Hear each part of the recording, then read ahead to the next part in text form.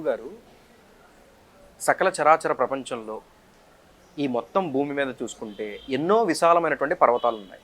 మరీ ముఖ్యంగా ఆ శేషాచల పర్వతాలనే ఆ వెంకటేశ్వర స్వామి వారు ఎందుకు నిర్ణయించుకున్నారు తన నివాసంగా? ఈ పర్వతాన్ని అతడు ఎంచుకోవడానికి మేరు పర్వతము యొక్క పుత్రుడు ఆనందాద్రి పర్వతం అని ఉంది. శేష మారుత సంవాదము ద్వాపర యుగములో జరిగింది. ఆదిశేషునికి, ఆంజనేయ స్వామికి, అంటే వాయుదేవునికి నేను గొప్ప అంటే శ్రీమన్నారాయణుడు అంటాడు, గొప్ప గొప్ప నోటితో కాదు, మీ బలాబలాలు నిర్ణయిస్తాం. శేష, నీవు ఈ మేరు పర్వతం యొక్క పుత్రుడైన ఆనందాద్రి పర్వతానికి చుట్టేసుకో. వాయుదేవుడు వచ్చి కదిలిస్తే అతడు గొప్ప, కదలకపోతే నీవు గొప్ప. శేషుడు చుట్టేసుకున్నాడు. ఆంజనేయ స్వామి కనిష్టాంగులి నఖస్పర్శాత్ అని పురాణం చెప్తారు. చిటికన వేలి యొక్క పెట్టేటప్పుడు ఆ గాలి వచ్చి ఆ గాలికే ఆ పర్వతం దొరలి ఎక్కడ మేరు పర్వతము, ఎక్కడ తిరుపతి వచ్చింది. ఎన్నో యోజనాలు పల్టీలు కొట్టి వచ్చింది. మేరు పర్వతం అరుస్తుంది, త్రాయతాం మేపుత, నా కుమారుని రక్షించండి అంటే అప్పుడు రక్షిస్తాం. అప్పుడు అంటాడు, లేదు, సాక్షాత్ స్వామి ఇక్కడ వచ్చి వెలుస్తాడు కాబట్టి ఈ పర్వతం ఇక్కడే ఉండాలని నిర్ణయమైంది. మేరు పర్వతం దగ్గర ఉంటే కాదు, ఇక్కడ రావాలని. అది ఇక్కడుండే జనులందరినీ కూడా, ఇక్కడైతే సరి అయిన స్థలము, ఎంతోమంది భక్తులు వచ్చిపోతారు. మేరు పర్వతంలో ఉండింటే ఆ పర్వతం ఒకప్పుడు ఏమయ్యేది? ఇప్పుడు మనం ఎవరు చూడలేము, వెళ్ళలేము అక్కడికి. అందరికీ అనుకూలంగా కావాలని చెప్పేసి అందులో ఈ పర్వతము మేరు పర్వతము యొక్క పుత్రుడు, అంటే దాని యొక్క సంబంధించినటువంటిది. అలాంటి పర్వతమే ఇక్కడికి వచ్చి స్థిరపడింది అని చెప్పేసి, అందులో ఆంజనేయ స్వామి విష్ణువుకు వాయుదేవుడు చాలా అత్యంత ప్రియతముడు. అతని విజయ సూచకంగా నేను ఇక్కడే వస్తానని చెప్పేసి స్వామి వచ్చి ఇక్కడ వెలిసి ఉన్నాడు. గురువుగారు, తిరుమల క్షేత్రం అత్యంత పవిత్రమైనది. నదీ నదాలతో, ప్రకృతి సోయగాలతో విరాజిల్లుతూ ఉంటుంది. ఆ నేపథ్యంలోనే స్వామివారి యొక్క పుష్కరిణి గురించి తెలియచేయండి. మీరు అడిగింది ఒక పుష్కరిణి అడిగారు, అది చెప్తాను. కాకపోతే ఈ పర్వతమే ఎందుకు ఎన్నుకున్నాడు స్వామిని ఇంతకు ముందు అడిగారు ప్రశ్న. ఆ ప్రశ్నకు కూడా ఇక్కడ సమాధానం వస్తుంది. ఒక్క పుష్కరిణే కాదు, ఈ పుష్కరిణి కూడా ఇంక్లూడ్ చేయవచ్చు. 3 కోటి తీర్థాలు ఆ తిరుమలలో ప్రవహిస్తుంది. సకల తీర్థములకు జన్మభూమి.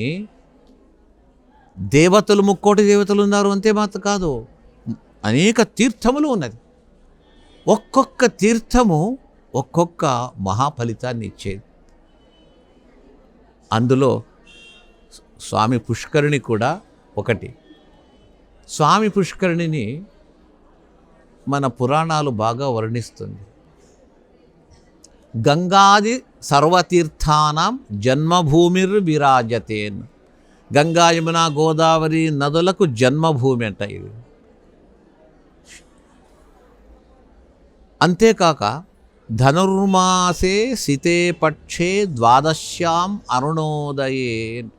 ధనుర్మాసపు శుక్లపక్ష ద్వాదశి ఉదయము అరుణోదయ సమయములో ఎవరైతే ఆ పుష్కరిణిలో స్నానం చేస్తాడో వానికి బ్రహ్మాది దేవతలు వచ్చి శేఖరణ ఇచ్చి వారిని ఒక్కసారి ఆలింగనం చేసుకొని నీవు సకల పాపములచే పరిశుద్ధుడయ్యావు అని చెప్పేసి తర్వాత వాళ్ళే చెప్తారట.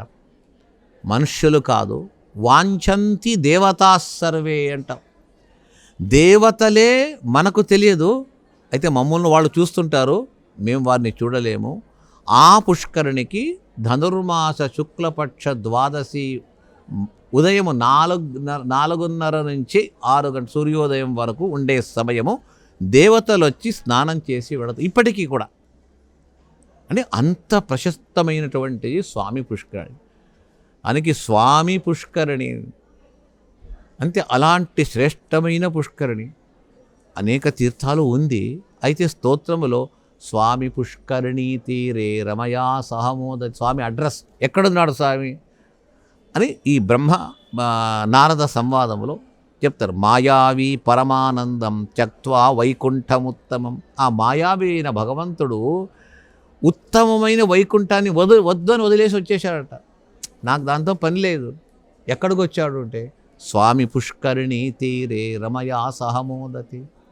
స్వామి పుష్కరిణి ఒడ్డునే తాను తన భార్య అయిన లక్ష్మీదేవితో కలిసి స్వేచ్ఛగా హాయిగా తన యొక్క స్థానంలో తాను ఉన్నాడు అని చెప్పేసి స్వామి పుష్కరిణిని అడ్రస్ చేస్తూ చెప్పాను. ఇప్పటికీ చాలా తీర్థాలున్నా, కొన్ని ఎండిపోయినా, కొన్ని అలాగే ఉన్నప్పటికీ కూడా ఇది సకల తీర్థములకు హృదయస్థానము ఈ స్వామి పుష్కరిణి. చక్రస్నానం చేసినా, తెప్పోత్సవం చేసినా, ఏం చేసినా ఈ స్వామి పుష్కరిణిలోనే చేసే సాంప్రదాయము. అనేక తీర్థముల సాన్నిధ్యం అందులో ఉన్నది అని చెప్పేసి అలాంటి పుష్కరిణి ఒక్కసారి స్నానం చేస్తే అనుసంధానంతో అంతమంది దేవతల యొక్క కృపా దృష్టి మన పైన పడుతుంది. Like and subscribe Eagle Media Works.